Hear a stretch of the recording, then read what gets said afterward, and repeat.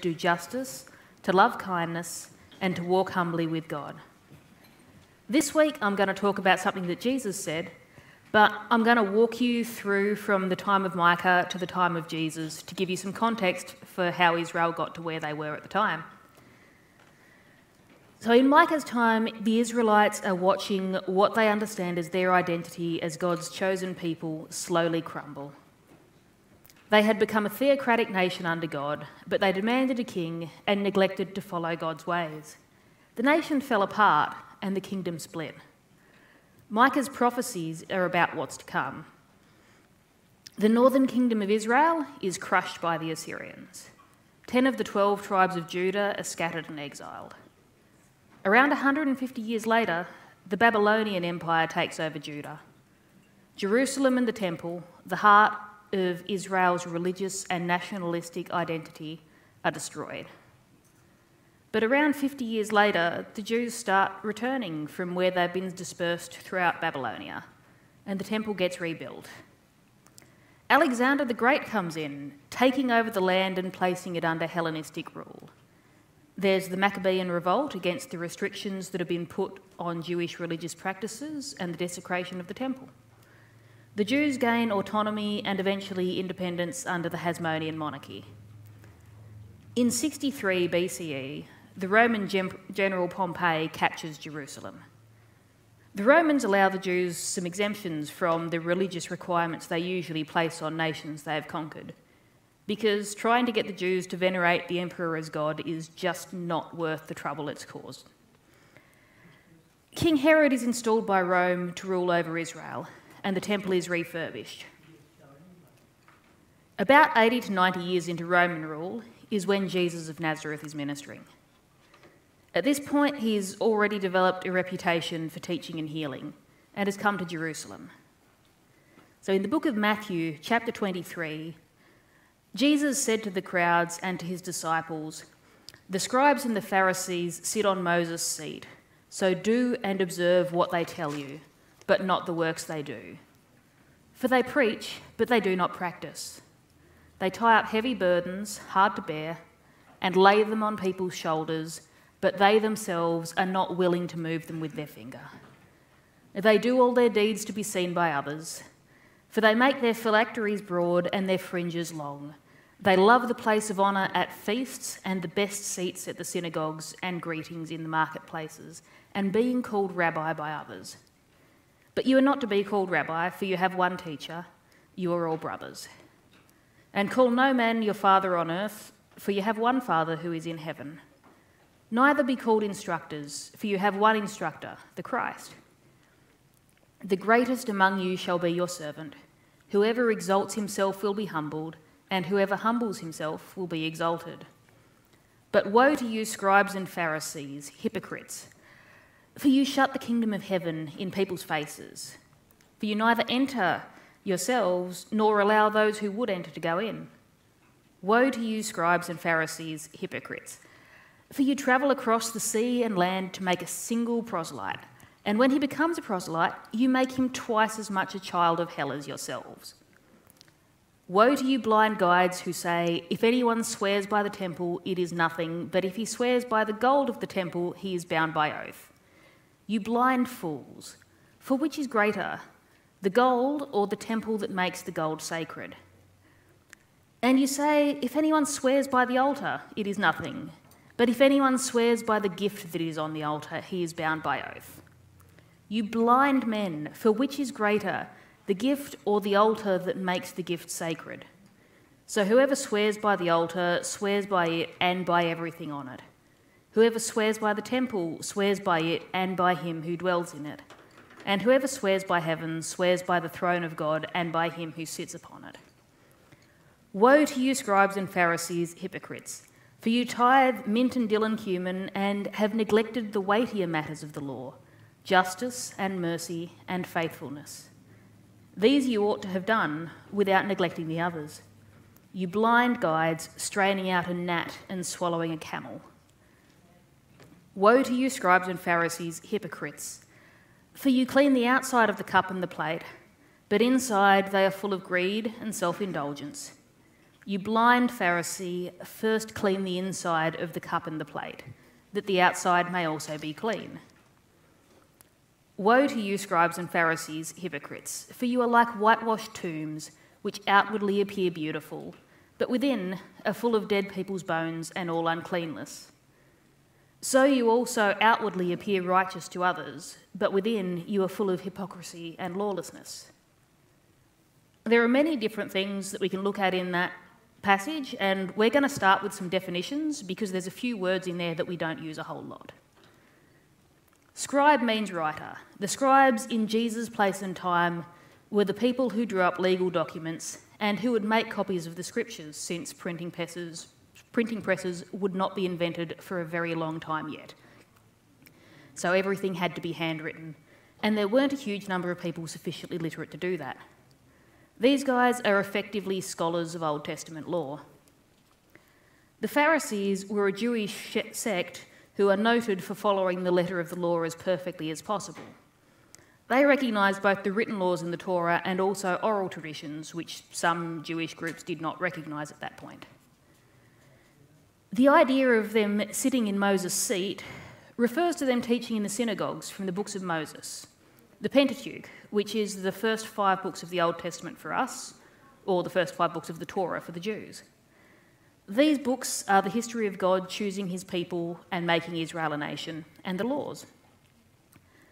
Phylacteries are leather boxes containing some Torah texts, worn by Jewish men as reminders of God and of the obligation to keep the law during daily life. The fringes on their garments were an Old Testament requirement, which the Pharisees exaggerated to make it very obvious that they were following the law. Hypocrite, while we are mostly familiar with modern use of the word, referring to a person saying one thing and doing another, actually comes from a Greek word meaning an actor or a stage player.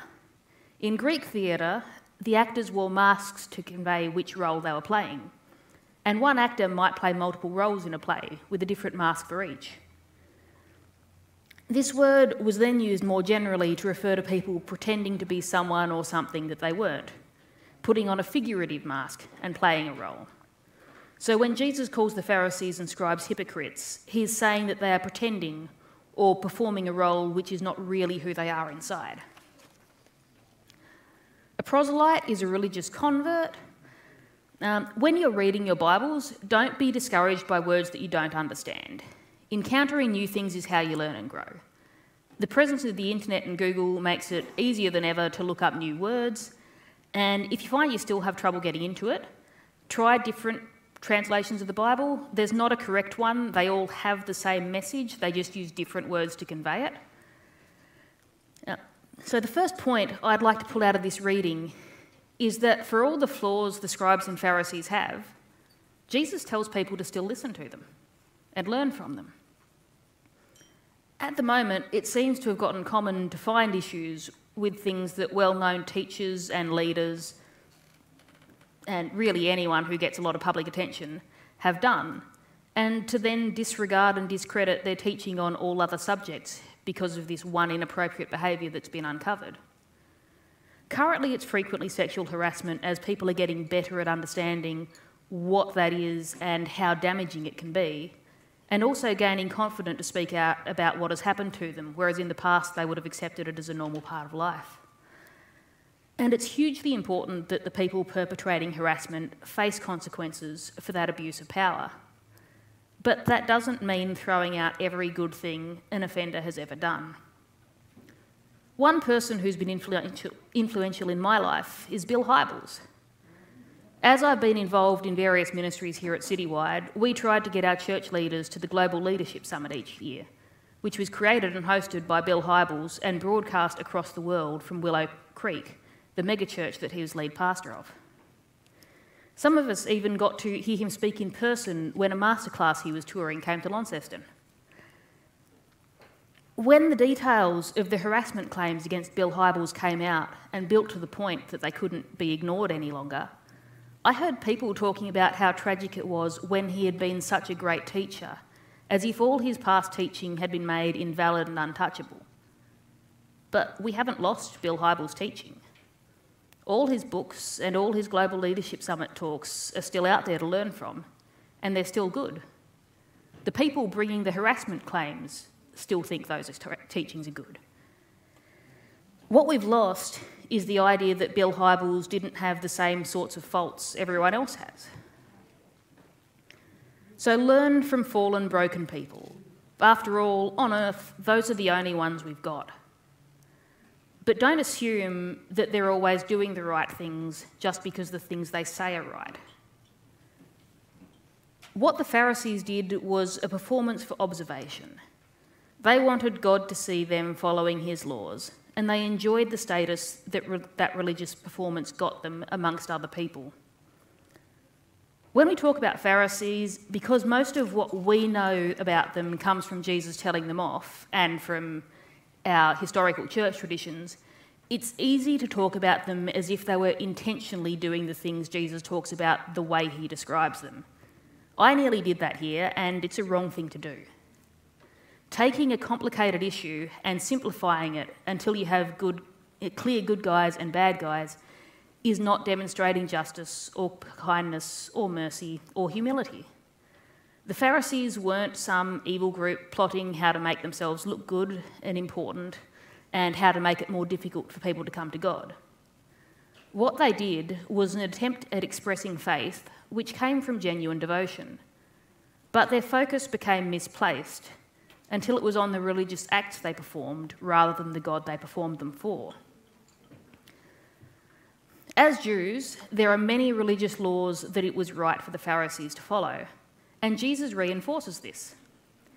He says to them, "For you tithe mint and dill and cumin and have neglected the weightier matters of the law, justice and mercy and faithfulness. These you ought to have done without neglecting the others." Where the Pharisees went wrong is that they got caught up in technicalities of the law and missed the heart behind it. And we still do that with various issues. But the Pharisees weren't aiming to be self-centred. It wasn't their goal to make faith hard. Going through life, there are always going to be people we disagree with about how things should be done. And sometimes that's going to cause problems. When someone is making your life difficult, it's easy to feel like they're doing it intentionally, like that's their goal. But judging someone's intentions like that doesn't line up with doing justice or mercy or kindness.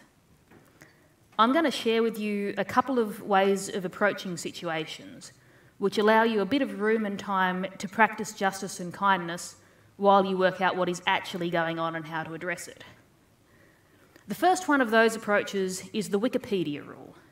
Assume good faith. This is Wikipedia's official approach to how people should handle disagreements about editing pages. Start discussions on the basis that people are aiming to do good, even if you think what they're doing is wrong.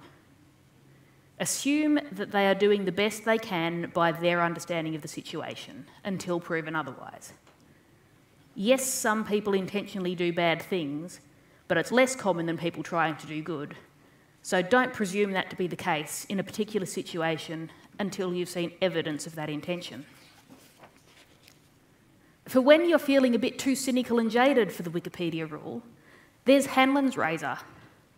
Never attribute to malice that which can be adequately explained by incompetence. Basically, there is far more stupid around than evil. Whether it's people who are a bit thick all the time, or smart people having an off day or misapplying their knowledge. Therefore, in the absence of specific evidence of evil intent, it's safest to assume you're dealing with ignorance. It's less kind than the Wikipedia rule, but Hanlon's razor still gives you room to step back and look at a situation without taking it personally, and potentially find a solution. Because if you're dealing with ignorance, then education might fix it. Whereas there's not a whole lot you can do about evil. Back to the Pharisees, Jesus calls them out for doing things for show, on drawing excessive attention to themselves following the letter of the law. He calls them out on loving being shown honour, on loving getting the best seats in the synagogues, on loving being called teacher. And Jesus goes on to say, those who exalt themselves will be humbled, and those who humble themselves will be exalted. Here's the second point. What's wrong with what the Pharisees are doing isn't really what they were doing. What's wrong was the attitude behind it, and the focus it created. Last week I talked about humility being making an honest assessment of yourself, and that your identity shouldn't be centred on how great you think you are. C.S. Lewis said that humility is not thinking less of yourself, it's thinking of yourself less. What happens when a person focuses excessively on the rules they should be following? I can't do this. I have to do that. I can't eat this. I must wear this. I must say this. Have I prayed enough today? I can't go there. I don't associate with those kind of people. Am I doing this right? If my primary focus is on following rules, then my attention naturally becomes focused on myself. It's not that following the rules is bad, but following the rules badly creates problems. Similarly, Jesus didn't say that being shown honour is bad, or that teaching is bad, which is fortunate because it would be incredibly awkward if I had got this far through a sermon only to have to tell you that standing up and teaching is wrong. What is a problem is loving and seeking out honour, status and authority, because that means you're putting the focus on yourself. Teaching is important, but the people doing it need to be focused on the message they are bringing, rather than the status and title that it might bring them. This is why humility is important. It helps to keep your focus where it should be. So what happens while the Pharisees are busy counting how many leaves their herb plants have so they can tithe it correctly? What happens while they're discussing the technicalities of following a law properly and working out exactly how many steps they can take on Sabbath before it constitutes work and becomes unlawful? Jesus says they have neglected the weightier matters of the law, justice and mercy and faithfulness. If you spend your time looking at what you personally are doing, it's going to be hard to see what's going on for people around you. And if you aren't seeing what's going on, or if you're taking a cursory glance and not considering what might be behind the issues, then you will miss injustices that should be addressed, and you will miss opportunities to show mercy and kindness. To bring out an extreme example, normally a Jew could break any law in order to save a life. Any of their religious laws could be broken because the value of a life was more. There would still be cleansing and atonement depending what law they broke, but saving a life outweighed the importance of observing that law. The Pharisees had exceptions to that. But there was also an understanding that all of the laws were equally important. And if some of the laws are so important that you shouldn't break them even to save a life, but all of the laws are equally important, that can lead to decisions which are absolutely not just and merciful. The thing about rules is sometimes there are good reasons to break them. That doesn't mean you just choose not to follow them whenever you feel like it. That means you find out what the ideas behind the rules are, so that if you find yourself in a circumstance where you should break them, you can do it well for the right reasons. Here's a story to help illustrate this. Two monks are travelling when they come to a river that they need to cross. It's been raining heavily recently, so there's water flowing over the crossing.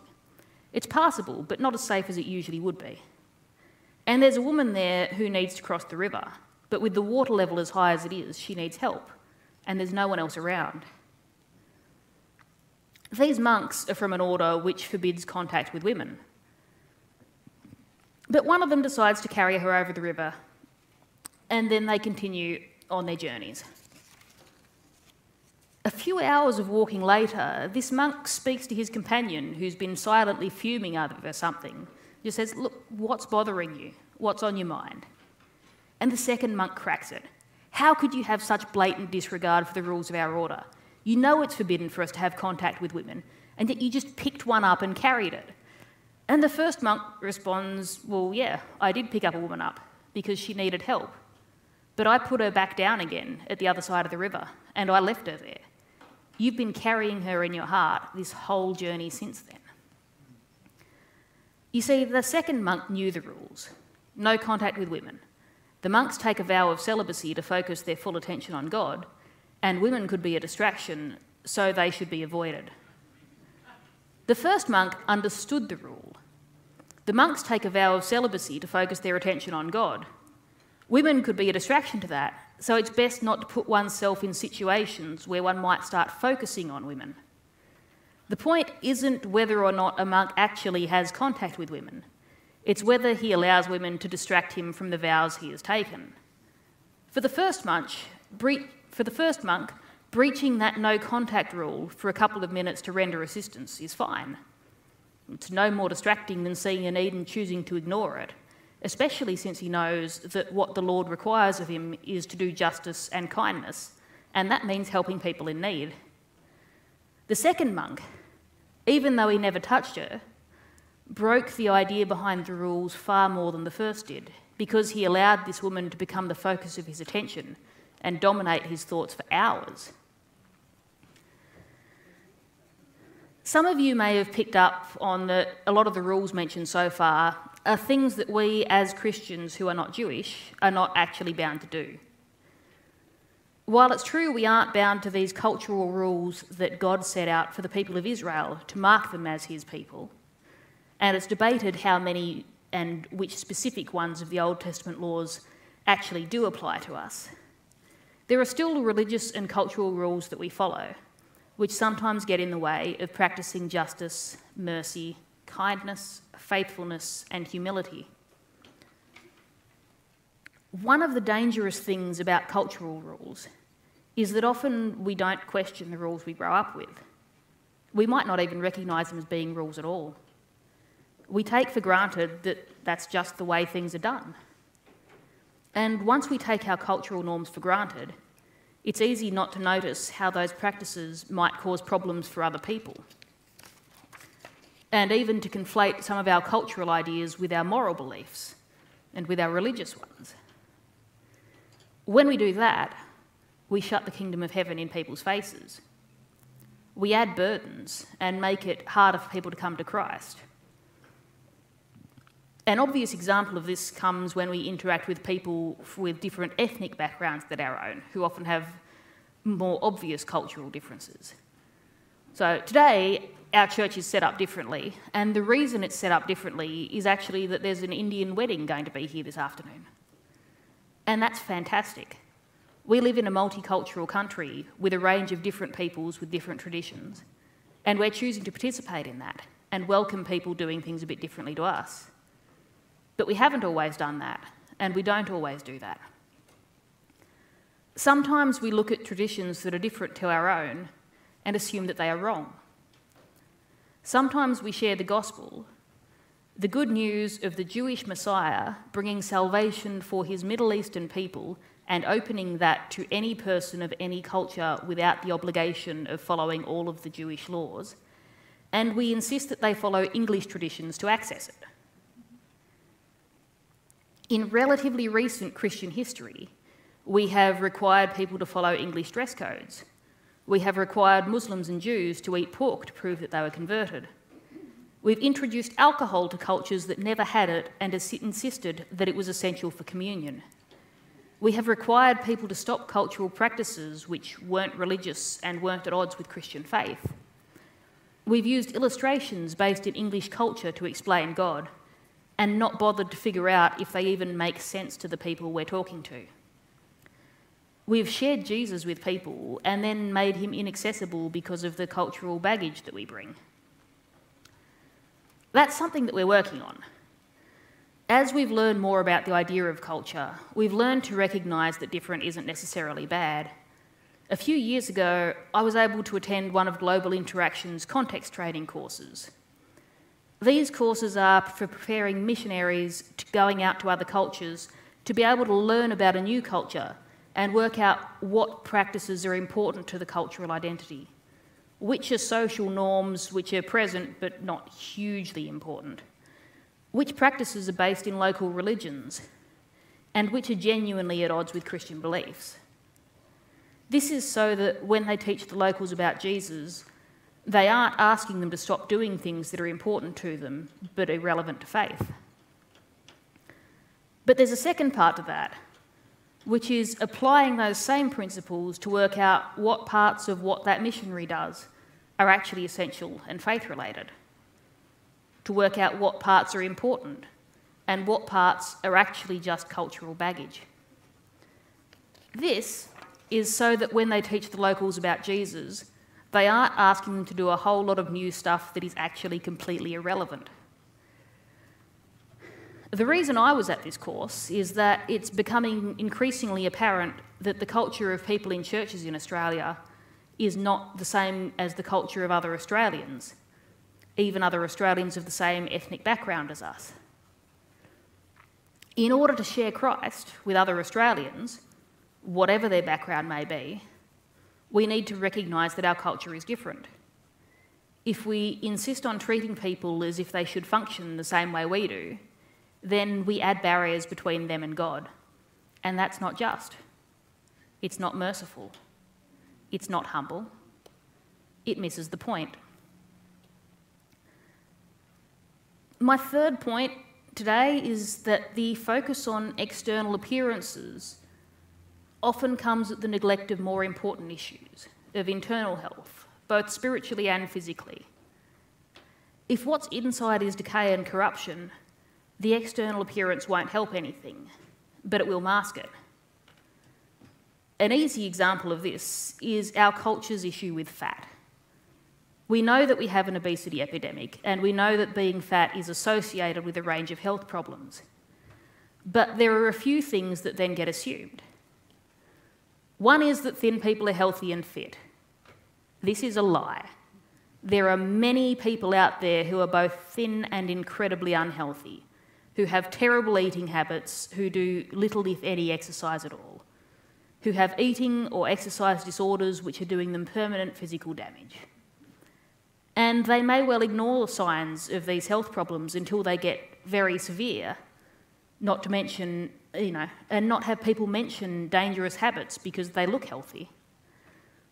And some even have things overlooked by doctors because they're not fat, so they shouldn't have that problem. The second thing that gets assumed is that all fat people are unhealthy and unfit, and that their health problems are because they are fat. This is also untrue. There are fat people out there with quite high levels of physical fitness and few, if any, health problems. There are also quite a number of people who are fat because of health conditions which cause them to become fat, not the other way around. There are fat people who seek help for eating disorders only to have it suggested that they wait until they lose another 10 kilos before they try to fix it. There are also fat people who are unhealthy because they have health conditions completely unrelated to their weight, which haven't been properly diagnosed because of the assumption that their problems are because they are fat. Both of these assumptions are unjust, unmerciful, and unkind, because they result in people being given bad or dangerous advice and not receiving the help they need. Someone I know went to a doctor with a range of symptoms, including abdominal pain, and was told that her problems were because she was fat, and that if she lost weight, that would fix it. So she worked at eating better and exercising more in order to lose weight, but the symptoms didn't improve. And, this went on for 12 or 18 months. Eventually, she was at yet another doctor's appointment, but her usual doctor was sick, so she saw a different one. That doctor listened to her symptoms and decided that an ultrasound might be a good plan, to see if that would pick anything up. So they arranged that, and before long she had surgery to remove the basketball-sized tumour that had been missed because her health problems were obviously because she was fat. Unfortunately, it's not uncommon for fat people to have health problems missed or brushed aside to address the fact that they are fat, because that's obviously more important. Even though we know that prescribing weight loss doesn't work, and the success rate for diets achieving long-term weight loss, which is the only time that actually matters in terms of health, is only around 3 to 5%. And that the definition of success there is losing and keeping off 10% of the person's original starting weight. The thing about this is there's an important bit that gets missed because of that focus on the fat that you can see. Because people can improve their health without changing weight. When people are told that they need to lose weight, they take up healthier habits to achieve that goal. When the goal they've been told that they must achieve turns out not to be something they can achieve, they give up, because what's the point of working towards an impossible goal? There's a social justice movement called Health at Every Size, which includes a range of doctors and nutritionists and fitness experts who are responding to this issue, because they've looked at it and gone, well, what if instead of telling people to do things in order to achieve a goal that decades of studies say doesn't work, we make the goal the healthier things themselves? Because if people eat healthier and exercise more, their health improves regardless of whether they lose weight. And if the goal isn't weight loss and they don't lose weight, they're probably going to keep those habits because they're actually achieving their goals, because the goal is the healthier habit.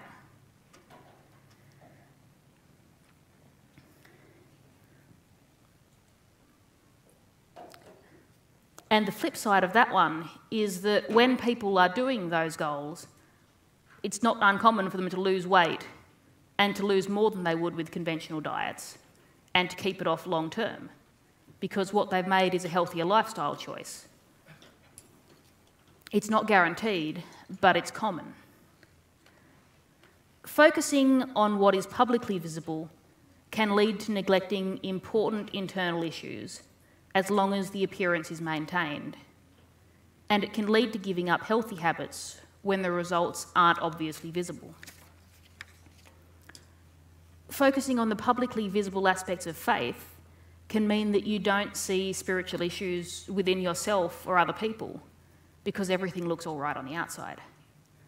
It can drive people who don't look Christian enough away from faith communities or discourage them from coming in the first place. It can lead to people not getting guidance because they look fine. And it can lead to people giving up good spiritual habits if they aren't seen. But what's really important to faithfulness isn't the external things. It's what's inside, in your heart and in your mind. I'm giving you homework again for this week. First up is practice justice again. Find out more about a current justice issue, like Australia's treatment of refugees or some of the issues around Australia Day. Practice mercy. Be gracious when someone isn't acting the way that you think they should. And have a think about what they did bothered you. Is it an important issue, or is it a cultural norm that isn't a moral issue and therefore shouldn't matter?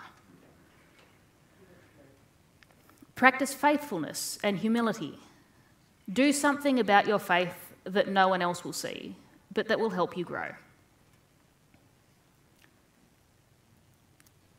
As we move into communion, the bread and juice are going to be distributed amongst your tables.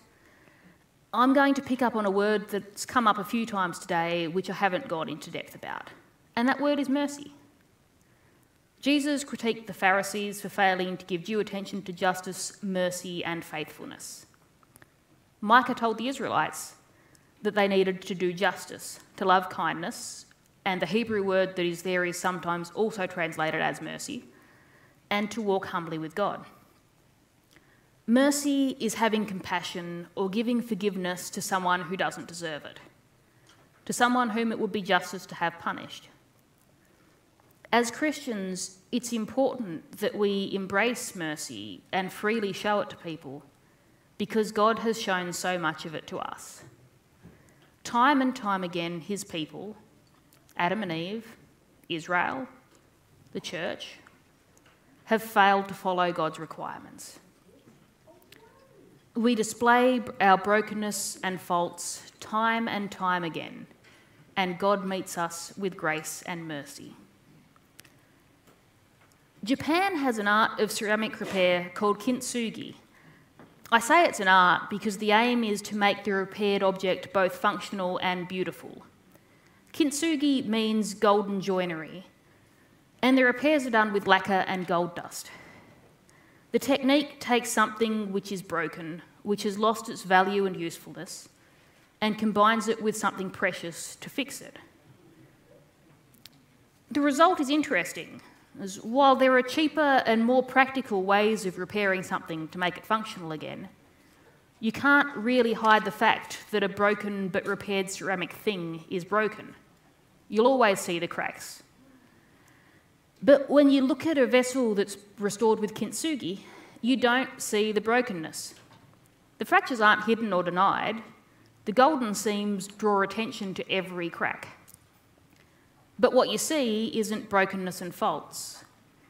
What you see is the beauty of the repair, sometimes making the item more beautiful than it was before it was broken. With that in mind, what is more broken than humanity? And what is more precious than the blood of Jesus Christ, the Son of God? Jesus allowed himself to be broken for our brokenness so that we could be made whole through him, so that we could be made fit once again for the purpose for which we were created, to be in relationship with God. And that repair, the story, the love, the compassion, the grace that's shown there, is probably far more beautiful than humans ever would have been if we hadn't fallen, just on our own. So as we take communion, we remember what Jesus has done for us, restoring us and making us whole.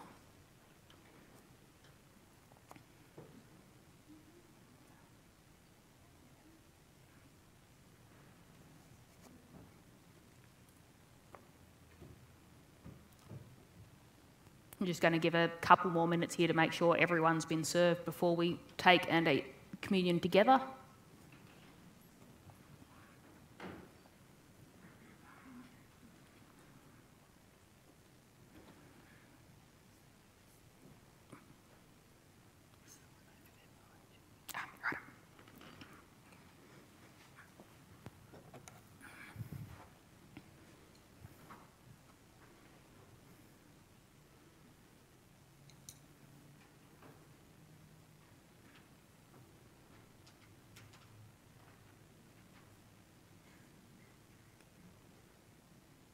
It looks like we've got everyone now. So this bread, this gluten-free cracker, which is safe for everyone to eat, signifies Jesus' body broken for us. Take it and eat in remembrance of what he did.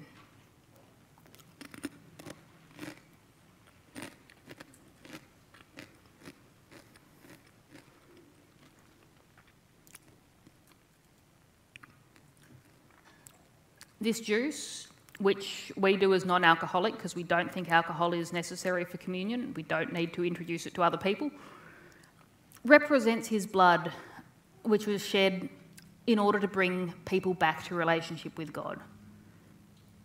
Take it and drink and remember what Jesus did for you.